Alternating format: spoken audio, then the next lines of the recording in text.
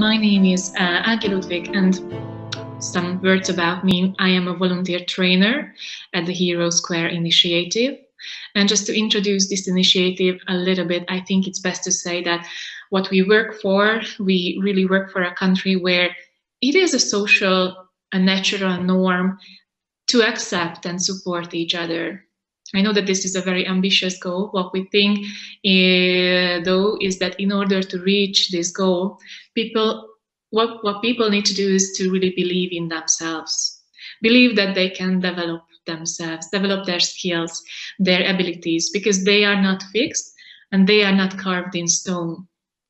So this notion, what I just mentioned, is one of the main topics that we bring to schools for students, both for their teachers as well, in order to make a difference for all of us. And also, I believe that we are going to have a graphic facilitator today. So in advance, thank you very much for Katamati, who is going to graphically facilitate this presentation. And today, as it was already mentioned at the Global Chess Festival, our topic is the art of feedback, how to praise effectively. We will explore together how this concept relates to supporting and developing ourselves, what I mentioned, and also each other, and how this concept can be utilized in chess as well. So that's also an important part of today's presentation. Okay, so let's jump in and let's start with a quick question for all of you. I'm not sure where I will be able to see your answers, but what I would like to do, I would like to pop up a question. Yeah, exactly, there it is. The question is, if you are a parent, have you ever heard your kid say the following sentences? The following sentences are, for example, I am lame. The child comes home from school and gets a bad grade, let's say, and says, I'm lame for math. I cannot do it. I'm too stupid for this, or I'm too stupid for literature. I'm too stupid to learn English or German or any languages. I don't have the talent for that. Or this is how I am. That's it. I can't do any better. This is never gonna work for me. Or maybe does he or she say that pointing to someone else, it's much easier for them because he or she is much smarter, or she is much more talented than me. So I've just listed a couple of sentences. I'm lame, I'm too stupid, I don't have the talent, it's never gonna work for me. Very similar sentences. Have you ever heard any of these? Just think about that. And I can see that many of you voted, that you have seen it often, sometimes, that was the winning one, or some of you even never. And that's great. But many of you mentioned that this is kind of regularly coming back. So let's build on that and let's move on a little bit, thinking about this concept. Can you recall yourself in these situations? What do you usually say to them in these cases? Do we have a chat where answers can be put so that I can see what others are submitting? I'm just asking. It would be great to see your answers. Is there any way that I can see that?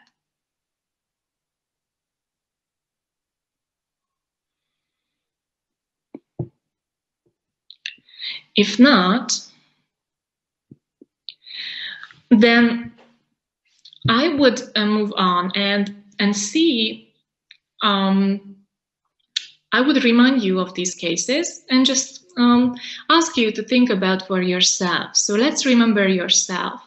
And how do you answer to these situations? Okay, your child comes back, I'm lame.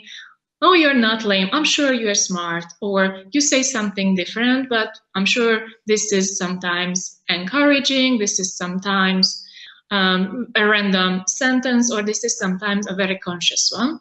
It's your decision and it's your situation. So let's remind yourself about that. But now, what we will talk about, it's a very important concept for us when we talk about the art of feedback, and this is called the growth mindset. The growth mindset is something that we build on when we think about Hero Square as an initiative and the foundation of it. But why is it so important for us, and what is growth mindset really? So first of all, we at Hero Square, we really believe that it's crucial to understand our own personal mechanisms that drives us in life first and become more conscious about them. Only then can we reach out and have an impact on our surroundings, on our society, to make ours and also others' lives better. So growth mindset helps us to a little bit self-reflect, a little bit look into ourselves, and that's why it's so important. But what is it really? If you haven't heard about the concept of growth mindset, let me give you a little bit of context here. It is connected to a social psychologist called Carol Dweck. Not sure if you have heard her name before. She is from Stanford University, and she made a research. A very important one, it turned out after years. And this research was about performance and how performance is connected to talent, the role of talent, the importance of talent in successes. In the early 20s, she presented her, early 2000, she presented her theory which is basically revolutionized the field. So one of the most important experiments of Carol Dweck was that she examined children. And let me give you the example of how it went. She gave them logic games, like kind of easy puzzles, starting with easy ones, but then raising the bar with a little bit more tricky ones. And the idea was that she split kids into two groups. And these groups received two very different kinds of feedback as they completed the puzzle. So every child did the same puzzle, exactly the same game. However, the two groups received different feedback. So let me stop here for a second and ask you one more question. Again, maybe you can self-reflect on that. What do you say to your child when they win, let's say a chess match, or if they get a really good grade, which they didn't even expect to get? Maybe they are always saying they are not good in math, and they got a really good math grade, let's say. So they come home happily and give the news that they win or that they got some success at school. So I cannot see it, but what I would imagine that you're saying can be maybe you're so smart, or you're great, you are clever. Some of you are saying, it appeared just now, I am proud of you. I knew you could do it. Or you are also saying other things, like fantastic, I can imagine. Some of you don't even say anything. Okay, thank you very much for the answers. This is very insightful. So, coming back to Carol Dweck's experiment, the first group of children was told, you're so smart, you are great, this is amazing, etc. And the second one got the feedback like a very different kind of feedback. It was good progress. Okay, this is a great achievement so far, so keep going, etc. And they checked how kids reacted to that. Then they offered them, and that was a very interesting move, they offered all of them to move on with a little bit more complicated puzzle. So they asked them, okay, would you like to move on? It's going to be similar, but a little bit more hard, a little bit harder, a little bit more complicated. So they asked them if they wanted to continue. And in this case, what do you think what happened? I'll give you a few seconds to think about that, and I will share that interestingly, the willingness of the first group to continue solving a little bit more difficult puzzle went down. It decreased. And you know, the first group who was told, you're so smart, you are awesome, you are fantastic. So that their motivation was very, very low compared to the second group, who were much more eager to move on, who wanted to continue. And you remember, the second group got different kind of feedback. They were told, it's a great progress. I'm happy that you started. Keep going. I can see that you can move on. That's different kind of praise, and it had a different effect, definitely, on their motivation to move on. So why did that happen, and what is the reason behind? And of course, we have to look for answers in the power of words. Words are very, very powerful assets and tools, what we have, even if we are parents, if we are not parents, our words are very important, how we choose them. And another key thing to check is what is on stake. In the first case, you are so smart, this talks about the full person, the personality in its entirety. And children, when they are told you are so smart, children become happy that they are seen as smart. And they don't want to risk it, that they don't want to lose it by moving on and maybe making a mistake, maybe losing this title because of that. Because what happens, they can think, if they make a mistake? They won't be seen as smart anymore. This is too much to lose. So imagine what's on stake for them. They won't be seen as smart anymore. And the second option, this is great progress. These are the great steps that you have taken. Feel free to move on. The second option only talks about the action, one slice of the behavior, where there is much less at risk. If they make a mistake, they won't lose their previous successes. Previous successes are there for them. They are granted. Only that certain action, which they just did, maybe wasn't successful this time, but their own smartness, their own personality is not questioned, and they don't have anything to lose.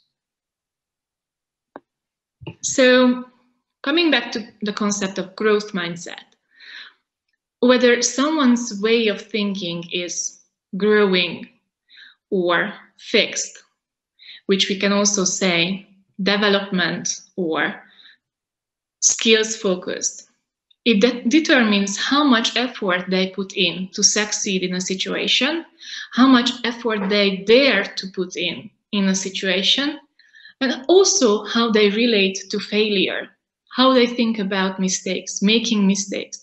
Are they brave enough to go ahead and maybe make a mistake? Why is it important, and why am I talking about this? Is because by giving the right type of feedback, by praising them in an effective way, we can help kids to develop themselves a growth mindset, which will help them a lot later on in situations in life, in chess, in school, in wherever.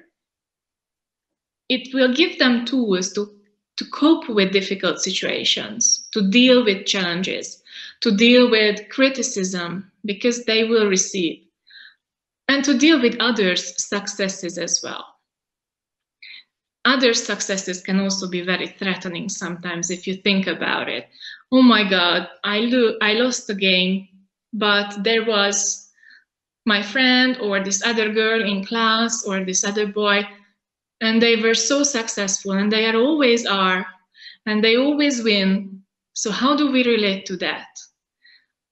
That's also hard to cope with and can be demotivating sometimes.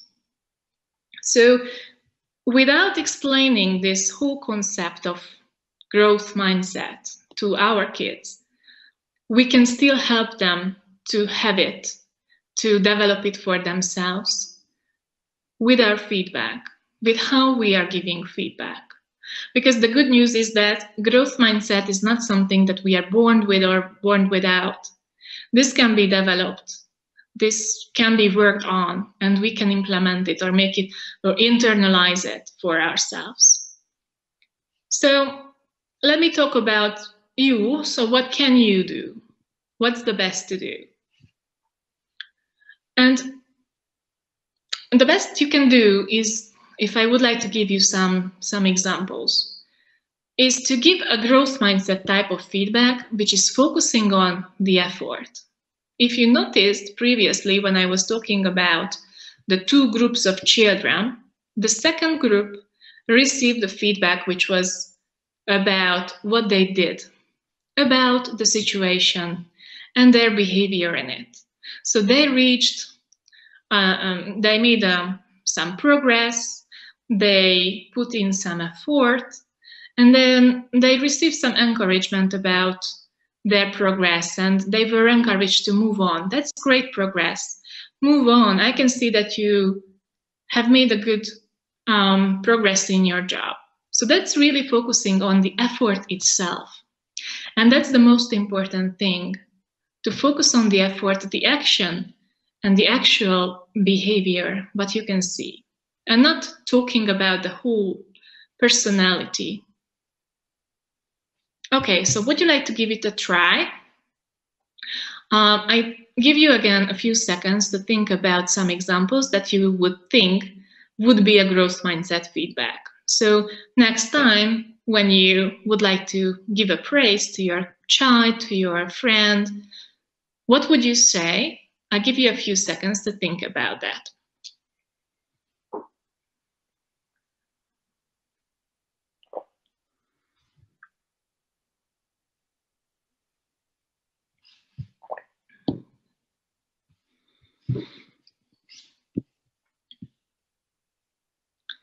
Okay, so I hope that you came up with some examples. I will also tell a few, but first let me talk about a sentence which we very often use, and it also came up earlier in one of the posts, and you mentioned that you are using it quite regularly, which is the "I am proud of you" sentence, the sentence of "I'm so proud of you." We used to say that. We say that a lot of times, and this is a good sentence. I'm not saying it's not, but there is another version of this which is even better, and it sounds like you should be proud of yourself, or you can be proud of yourself. The problem with "I am proud of you" is, let's not take this away from our children to be able to be proud of themselves. Instead, let's encourage them to do so. This is their success anyway. And switching from "I am so proud of you" to "you should be" or "you could be proud of yourself," it really works like a magic sentence, because that talks about them. That talks about their success and how they can feel about themselves, and not about myself as a parent or as a coach or as a mentor, as a teacher. Let's say that "I am proud of you." It's all about me. However, this wasn't really about me. This is really about the kid and their achievement. And of course, I know that this is really, really easy to say, but sometimes very hard to do. So let's take a look at a few kind of chess-related examples that you could be mindful about in the future. So if you have a child who plays chess, I'm sure that there are very similar situations coming back in each of you, in each of your lives. The first one is that kids can be sometimes very nervous before important matches. Doesn't even have to be important, that match. People can be nervous when they are on display, when a lot is on stake. And what I would like to really highlight that this is totally okay to be nervous. That's part of the game. That's part of how we are built up. That's part of our how we are wired, and that's also sometimes helps us to make good decisions in life. And this is also relates back to ancient times when it helped us to survive. However, if kids are nervous because they want to prove themselves to the coach, to the teacher, to the parent, this feeling of thinking about someone else to prove themselves for them, it will multiply stress, and eventually it can have a bad effect on performance, on what they achieve. And what we can do is to try to take this burden away from their shoulders. Try to help them release this additional stress, which is only making life more complicated. They have stress totally enough. Let's not put extra stress on them. But how can we do that? We can be helpful for them to be okay with mistakes, to make them feel that mistakes are also totally fine. And it's okay to make mistakes, because they will make mistakes for sure. This is part of our lives. This is part of how we learn.